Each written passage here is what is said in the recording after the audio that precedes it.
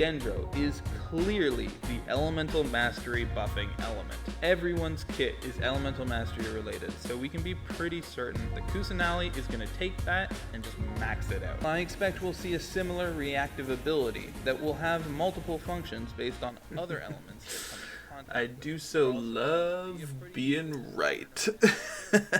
That's right, folks.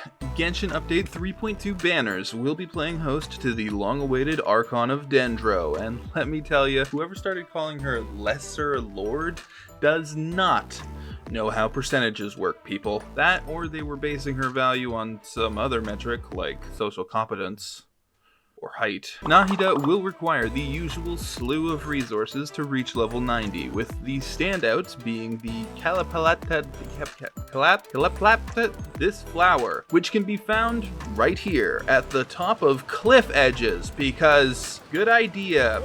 Alternatively, they can be purchased from this little guy every week. Guides to Ingenuity, which can be found right here on Tuesdays, Fridays, and Sundays. And Dendro hypostasis items, which aren't currently in the game. I don't make the rules! At level 90, our new Archon will be sitting at just under 300 base attack, 10,000 HP, and the full 115 bonus elemental mastery points of a 5-star ascension stat. Her normal attacks fall into the average range for a non-DPS catalyst user, but holy moly, is that a fun animation or what? I don't even care about the multipliers. I'm gonna do that a lot.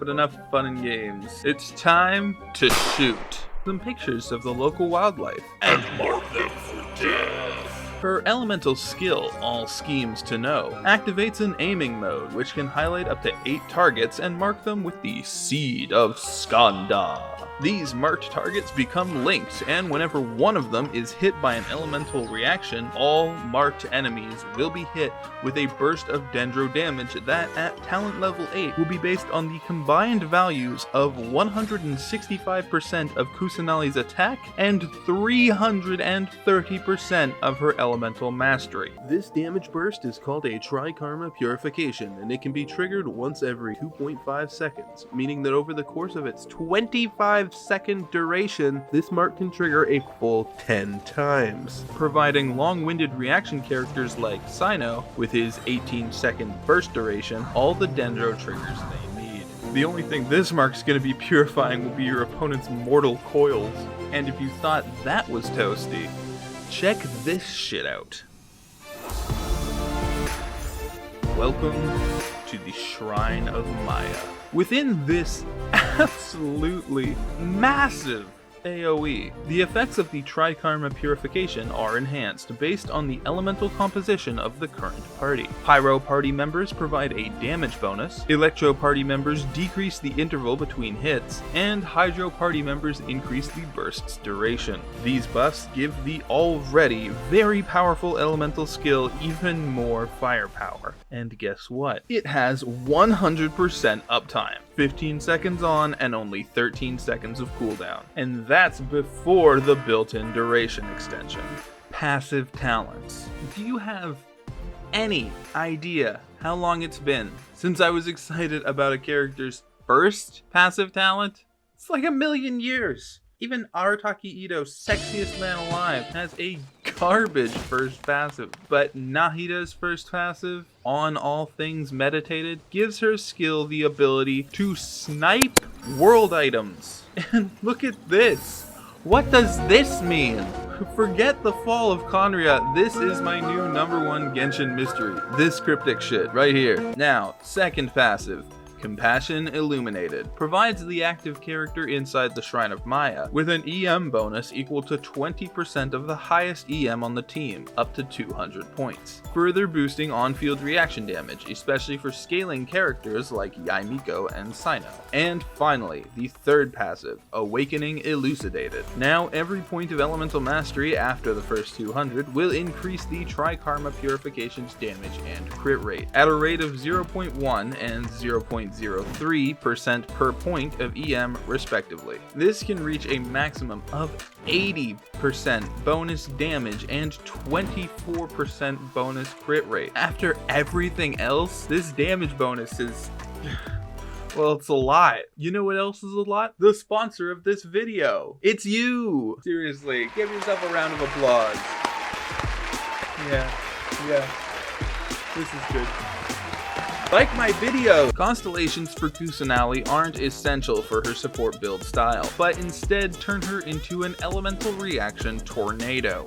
C1, the Seed of Stored Knowledge, makes the Shrine of Maya count any one character's element in your team as 2 when tabulating buffs, allowing you to take advantage of the full roster of damage, interval, and duration buffs at the same time. C2, the Root of All Fullness, allows the various Dendro core reactions, as well as burning, to crit against opponents marked by the Seed of Skanda. With a set crit rate of 20% and crit damage of 100%, this would be a dramatic boost to overall damage on its own.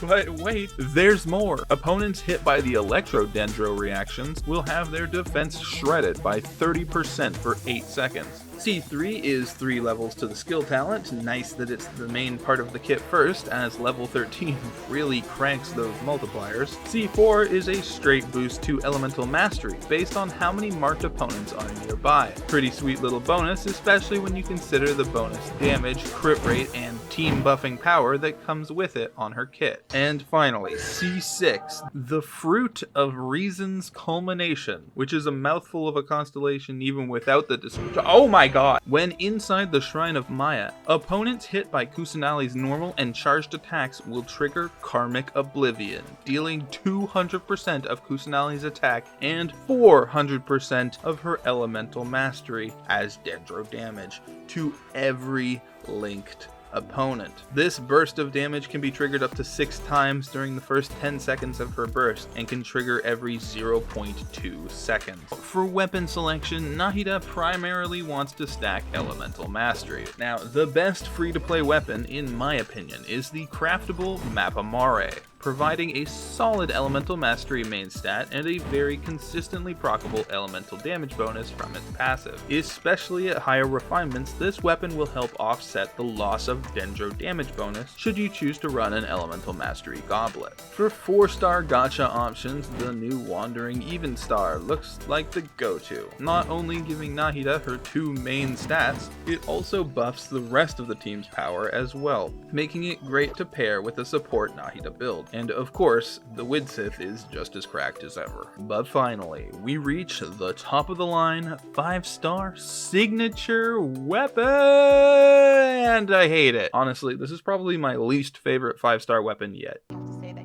At 541 base damage, it actually has less attack than the free-to-play Mapamare, and its passive, along with being half a J.R.R. Tolkien novel in length, feels totally ass backwards. The equipping character receives buffs based on the team composition. For every teammate of the same element, the wielder gets 32 elemental mastery, and for every party member of a different element, the wielder gains 10% elemental damage bonus. On top of that, other members of the party each get 40 bonus elemental mastery. But as elemental mastery boosts reaction damage, wouldn't it be less and less useful to have more EM on a team with multiple people of the same element? And while elemental bonus damage is always good, wouldn't it be a bit more to the point to have more elemental bonus damage on a team with the same elements? Why is it switched up here? Listen, without a doubt, this weapon is still the best in slot for Nahida. Its stats are just too strong. At level 90, its main stat is a ridiculous 264.6 elemental mastery, and with a reaction team, that 30% elemental damage bonus does the same as the Mapamare, opening up that goblet slot for more of whatever stat you need. And that bonus can jump to 78% with refinements. But it just kinda irks me that this weapon literally made for this character would have this bizarre effect instead of, I don't know, elemental skill bonuses, or maybe some crit stats, or just this but flipped around so it actually makes sense. I don't know, maybe I'm missing something. If I'm missing something, let me know in the comments. Also, why is it just literally the goblet from the Deepwood Memories set? Did you even notice I switched the image halfway through? It's exactly the same. Both of our two new artifact sets from Sumeru have some great potential for Nahida, which is a godsend seeing as she wants the rarest possible stats you can get on them. While the bonus attack and elemental mastery from Gilded Dreams is all well and good, I think optimally you would aim for the 4-piece Deepwood Memories. With both sets passive triggering even when off field, the effects of either will essentially be permanent with Nahida's insane Dendro coverage, but the 30% Dendro Shred and 15% bonus damage will probably have the edge in DPS capabilities, especially if you're already running a lot of elemental mastery. For low AR players, any combination of instructors or gamblers sets are also good options. Well, that's everything we know about Nahida so far. I am 100% pulling for her. How about you guys? I think right now the only 4-star that we know will be on the banner is Layla, and you can bet your bottom butt cheeks that the other 4-stars will be trash to compensate. Maybe a Hazo? He hasn't rerun for a while. That, along with everything else in this video, is of course subject to change as info comes out, but you knew what you were getting into when you clicked on this video. Don't lie.